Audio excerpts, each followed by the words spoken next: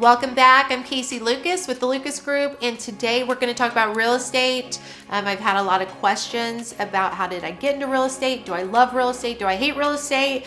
And should you get into real estate? So we're going to talk about that today, and I'm going to give you the pros, the cons, the do's, the don'ts. You need to have this, you don't need this, and all of the above.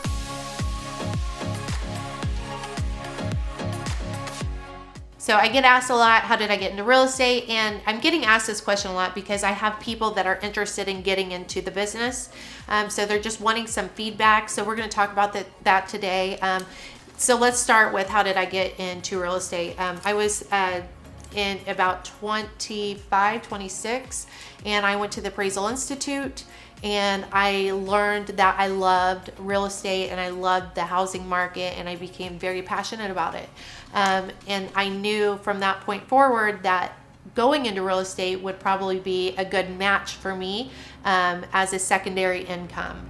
I was a single mother with 3 boys, and it was very important for me to put them on the bus and get them off the bus when they got home and be there for them and not at work. I worked from home. So I had this nice little office set up at home, and I would get them off, and then I would go into my house and I'd do my work, and that's where everything happened. Real estate has blessed my life from having that flexibility to get to raise my kids. I'm pretty sure they thought I was a stay-at-home mom that didn't work. But really when they were gone at school all day, I was hustling and bustling, but I was always back in time to get them off that bus. So I really love the flexibility of real estate. So now that we've talked about why I went into real estate, let's talk about if you should go into real estate and what I think you need to ask yourself before making that decision. It's a big one. Like I said, because it's not a guaranteed paycheck, right? So you have to make the money. You have to make it happen. No deal's just going to fall in your lap. So there's 3 characteristics that I always say you need to look at or look for within yourself to see if you qualify. Are you a self-driven, motivated person?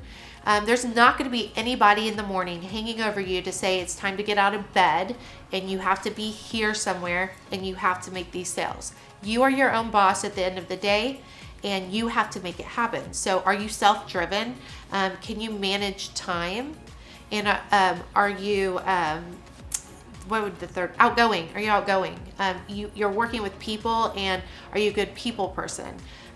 They need to be taken care of, so you got to make sure that you are built for this business, that you're willing to take care of others, and you want to make things happen. So it's a very intense, I would say, business to get into. It's highly competitive. So there you go. Ask yourself, are you competitive, and do you want to get in the mix? Now, can you self-market yourself, right? So are you going to get out there, and are you going to put your face in front of people? Are you going to talk about real estate?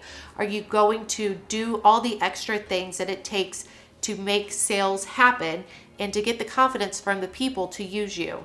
These are things that people don't think of. They want to go into real estate and they want to make the big money, but they don't want to do the dirty work that it takes to get there. There's a lot that goes in behind the scenes that you don't think of. So I just want to make sure that before you make that choice, that you check yourself and make sure that you're the right fit to move that direction first. All right, so now if you've check marked those boxes off and you're like, okay, I want to do this, I want to get into real estate, the next thing you're going to do is you're going to get into real estate school. We can advise you on that and how to get there.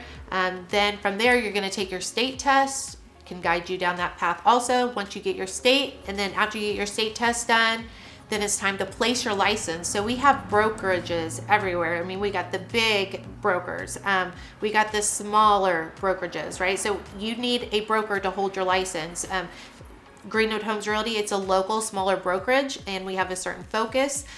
We are not considered one of the bigger ones, but we do all the same things that the bigger ones do.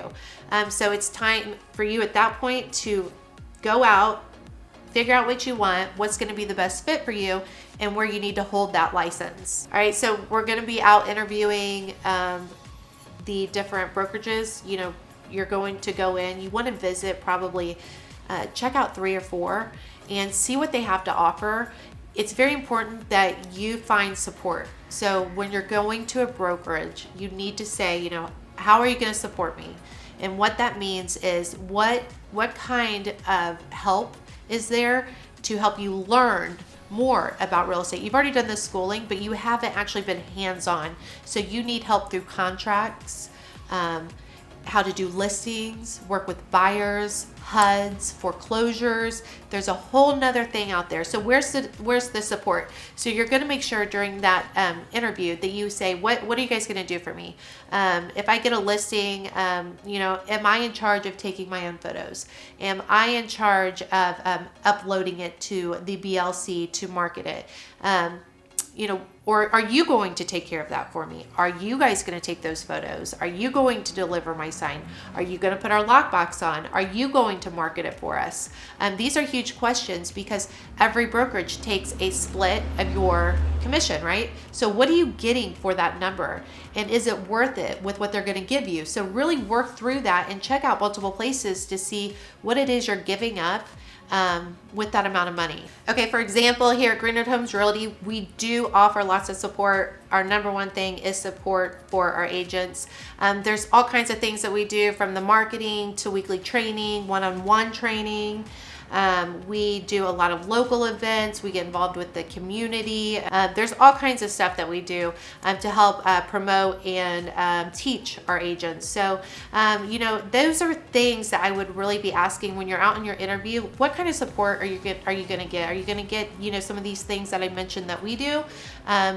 Make a list. What is important to you?